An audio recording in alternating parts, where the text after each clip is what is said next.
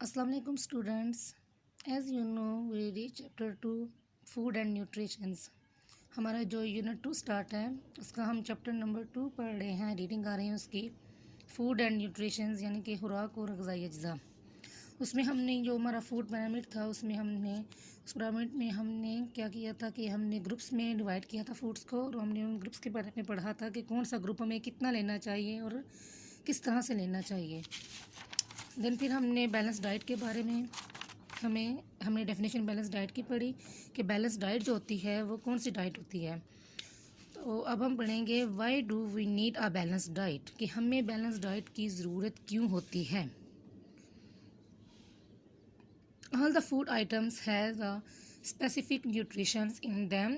तमाम जो food items होते हैं, वो खुराक की जो चीज़ें होती हैं उनका एक स्पेसिफिक न्यूट्रिशन होती है उनमें which are very important for the healthy growth, जो कि हेल्थी ग्रोथ के लिए, एक सेहतमंद नशोनुमा के लिए बहुत इंपॉर्टेंट है, बहुत ज़रूरी है। And stability of all of our body parts, और हमारे जो जितने भी बॉडी पार्ट्स हैं उनको स्टेबल रखने के लिए, उनको बरकरार रखने के लिए, कायम रखने के लिए, दुरुस्त हालत में रखने के लिए वो बहुत ज़रूरी हैं। फॉर एग्ज़ाम्पल, मिसाल के तौर पर calcium and phosphorus. Our bones and teeth both are made up of calcium and phosphorus. हमारे जो हड्डियाँ और दांत हैं वो कैल्शियम और फास्फोरस से मिलकर बने हैं। But when we perform lots of task in our daily life, लेकिन जब हम अपनी रोज़मर्रा की ज़िंदगी में बहुत से जो है वो काम सर अंजाम देते हैं, ड्यू टू दिस, इन वजह से कैल्शियम एंड फास्फोरस की बॉन्डिंग, कैल्शियम और फास्फोरस हैं जो वो बसीदा होना शुरू हो जाते हैं, कम होना शुरू हो जाते हैं, ख़राब होना। So our bones and teeth become weak quite early. तो हमारे जो बोन्स, हड्डियाँ और दांत होते हैं वो बहुत जल्दी जो होते हैं वो क्या होना शुरू हो जाते हैं, वीक होना शुरू हो जाते हैं, कमज़ोर होना शुरू हो जाते हैं।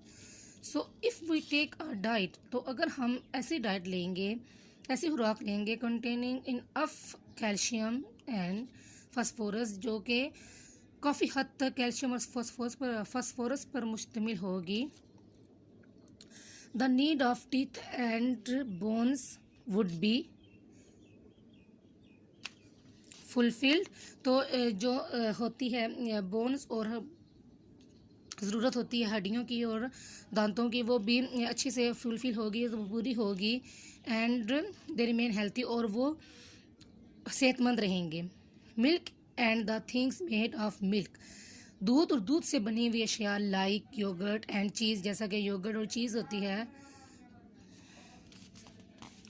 Contain in of calcium and phosphorus. वो काफ़ी हद तक उसमें काफ़ी जो कैल्शियम और फास्फोरस होता है।